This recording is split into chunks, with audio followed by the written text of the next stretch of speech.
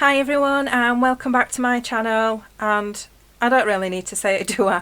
It's the Casey Anthony trial and the next witness, which is Detective Sandra Osborne. She's a computer examiner for the Orange County Sheriff's Office.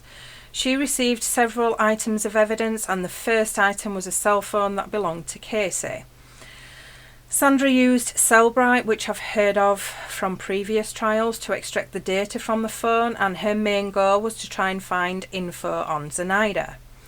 The information she obtained through Cellbrite was only the contact list and several music files, and Sandra believes she could only get those because it was the limitations of Cellbrite that she could only retrieve that much. Casey's phone did have a SIM card. She used Cellbrite again to extract data from the SIM, but she could only get the same information. Sandra received more items, computer and laptop, and she also received a Polaroid digital camera and a Nikon Coolpix camera. And a forensic tool that she used to extract data from these items is called EnCase. From the SD card out of the Nikon camera, she found video files of Kaylee, one of which was from the 15th of June 2008 when Cindy took Kaylee to see her dad in the nursing home. The EnCase software was also used on the hard drive from the computer. She found a search in the browser history for chloroform, so this is where the chloroform starts to surface. Sandra received a computer that belonged to Ricardo Morales. One of the photos found was the one that we saw when Ricardo took the stand of Kaylee and Casey. When receiving Ricardo's computer, she was asked to do two things: a keyword search and any photos of Kaylee wearing a pink t-shirt with writing on it. The cross-examination on the computer, I don't know which one they're talking about here. There were two users,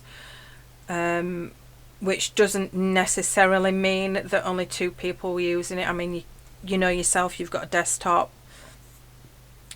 you know, you've got one user, two user. If anyone's got the passwords if those users are password protected, if anyone's got those passwords, they can log on and use either user. So, and there were different searches on each profile, so that doesn't really prove much. Sandra had done a keyword search for chloroform, but she can't testify as to what date those searches were done. Not all cameras and computers she examines have the correct date and time on them, if at all. The word chloroform was searched for on Ricardo's computer, but she didn't find any web pages or pictures related to chloroform on his computer. So Baez pulls out the MySpace post that Ricardo posted that said, you know, they had a picture of a man and a woman, and a man stood behind her, and it said "winner over with chloroform." I really think this is purely coincidental, but obviously Baez is gonna jump on it. Sandra has seen it before, but she doesn't know where it came from. It didn't show up in her inspection. This could be because he could have posted it from another computer or from his phone, or it could have been deleted and overwritten. So that's the end of her statement. We now move on to Sergeant Kevin Stinger. He's computer crimes at Orange County Sheriff's Office. He supervised Sandra when she was examining the evidence she was given, and he would review her work.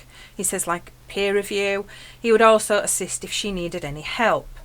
He was aware of the keyword search for chloroform, and he was present at the time.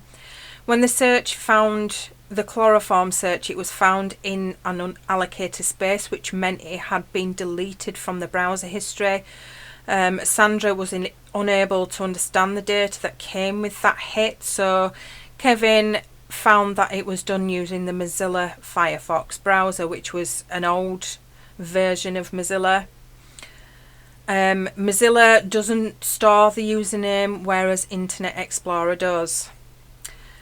So he says the deleted search spanned from the 4th of March 2008 to the 21st of March 2008. Cross-examination. Kevin doesn't know when the deleted search history was deleted. and he says the chloroform search page was looked at for approximately 10 seconds, then went on to the MySpace site.